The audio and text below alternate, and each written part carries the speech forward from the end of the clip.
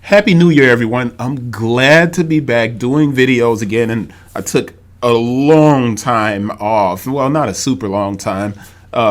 One great thing that did happen is I hit 5,000 subscribers, and I really appreciate that because I do tend to do a completely different type of sneaker content. So if you subscribed, I appreciate you. I got to work on something to show my appreciation for those new subscribers.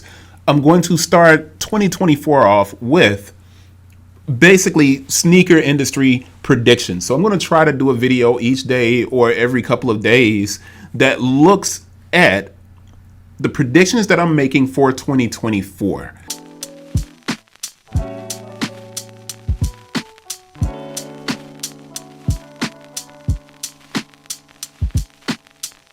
And the first prediction that I'm making, well, before I get to that, let me show you. I'm going to put in the description a link to the top stories and sneakers in 2023. So I do this. This is new. I was attempting to follow the trend and do a top sneakers in 2023 list, but this is what my list would have looked like. It would have been 99 products, Gems by Penso, Clark's Void, not Clark's Void, but Clark's Nature X NXE Trainer, which I thought was a cool looking on running type shoe. Running Flags, New Balance 998, the Frank Lloyd Wright joint, the Mosh Run, which he has his own brand, if you didn't know, and he makes a running shoe, and the shoes are awesome. I should really open that up so you can see it if you've never seen it before. Matter of fact, I am going to open that up, and look at those are dope.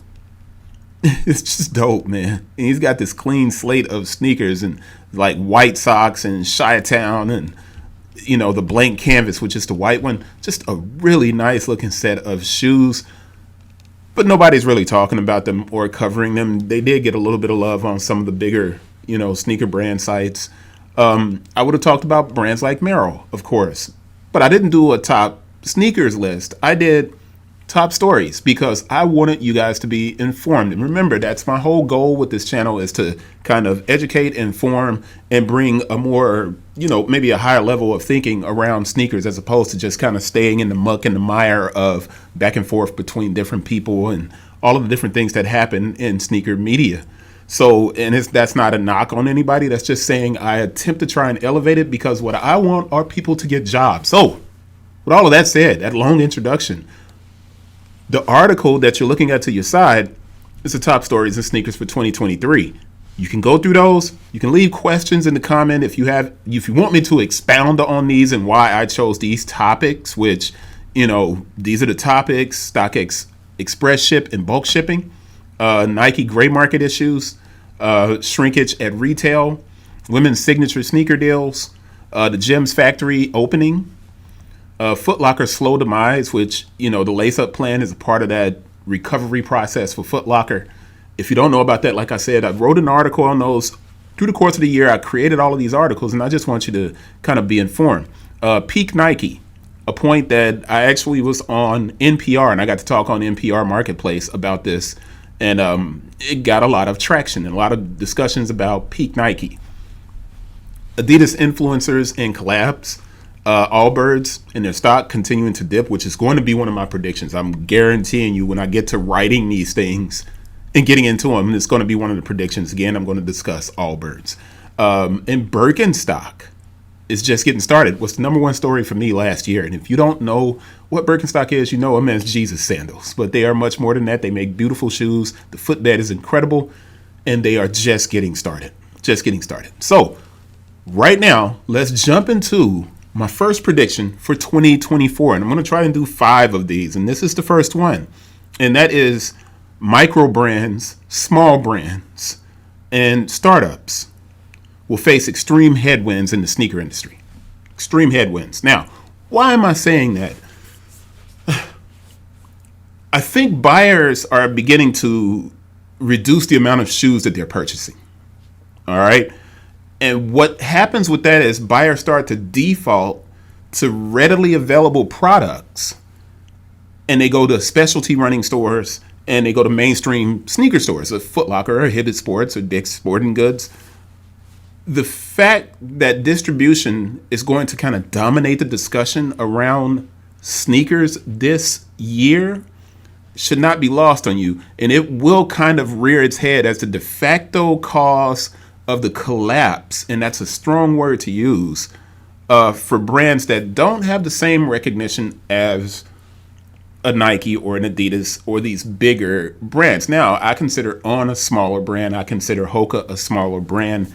Tracksmith, I consider a startup. If you haven't heard of Tracksmith, I'm going to show you the website here. They do a fantastic job. They now have shoes and sneakers, but they did some layoffs last year. Incredible brand, though. Incredible brand. And when I talk about this and I get into this discussion, I have to explain why I'm saying this.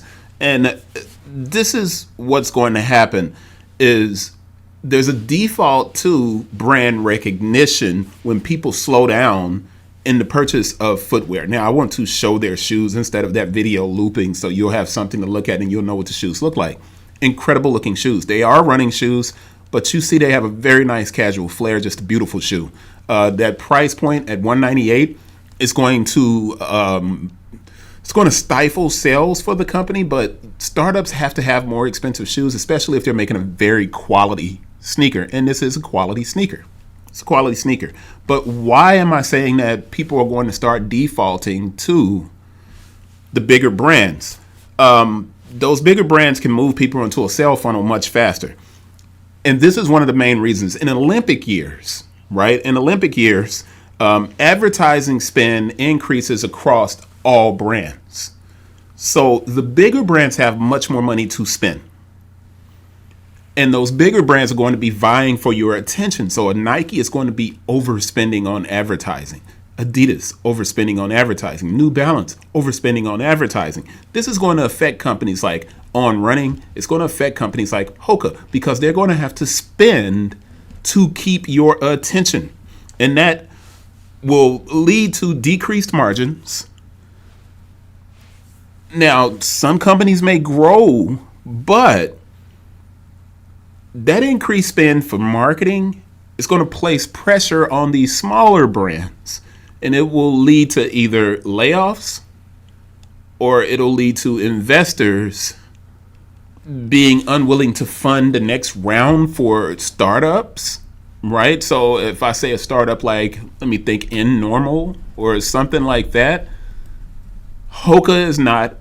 Hoka is a part of Decker's brand group. On Running IPO'd, so that doesn't have anything to do with investors. Tracksmith is privately held, and I don't know if there is investment money going into it or not. I'd have to look it up, and I probably should have done that before I started talking, but these brands are going to have to overspend, and it's going to hurt them.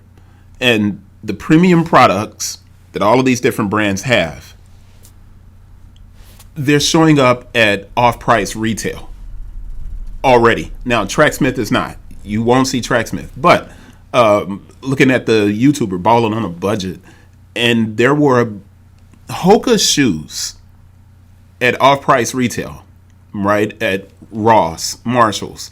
That's not a good thing for Hoka to show up there at $59 on shoes like, let's see, I want to find it. Yeah, in particular, the Hoka like Gore-Tex shoes are showing up, and I'm not trying to put Hoka on blast. I'm just saying they're at Marshalls. They're $250 shoes, and they're showing up at $69 and $59.99. That's dangerous. So as bigger brands continue to clear inventory, hopefully you're following what I'm saying. A Nike, when they begin to clear inventory, right, that makes it easier for consumers to get the shoes they probably would have never purchased at SRP. So that means you now have people considering buying Nike shoes that they never bought before. But that also means you have an increase in sales in the resale channel. And that's something that I want to show you some data on. And this is going to be really interesting. So let me get to that. Actually, let me go to it now. And this is going to be a year over year kind of look. 2022, right? So the whole year of 2022 in third party, you're talking the average price in 2022 was $122 a pair, and there were 1 million sold. You can't really see this because I'm blocking it, but it's 152,000. I want to minimize it, but I don't want to minimize it that way. I'm going to move it over and try to make it bigger without making it collapse, and it just keeps collapsing. So that's my apologies. I won't even try to do that again. But trust me when I say it's 152 million in sales. 152 million in sales on a million sneakers plus sold. That's 2022. Now, people say that sneaker sales slowed down. Nike sales don't show that. When Nike goes on deep discount, more product sales. So this is 2023, and you'll see the price dropped from 122 to 109, the average price of Nike sneakers in third party, and you see 2 million pairs sold, and that went up to $228 million in third party sales only on men's sneakers. This is only on men's sneakers. So you have this increase in people buying Nike. Now, why does that happen? When Nike gets discounted, and it's a promotional environment, those sluggish sales for Nike turn into a lot of sneakers entering the third-party marketplace and people being able to buy all of these different shoes. And now you're in an Olympic year where Nike's going to ramp up spending. And interestingly enough, I'm going to open up a new window here and go to a StockX. And I was just looking this shoe up. If it loads, the Alpha Fly Next Percent released today, and the thing sold out immediately on the Nike site. Now, more than likely, resellers probably gobbled that up because it's going to be a hot shoe because it's limited. But odds are, runners were actually waiting for this shoe, and they may have bought those shoes up on that website. And the reason for that is we're in an Olympic year. We're at the beginning of the year when people are jumping into fitness. Fitness is going to become super important, especially as we get closer to the Olympics and the brands ramp up spending. As the big brands continue to spend, it's going to make it extremely difficult for smaller brands.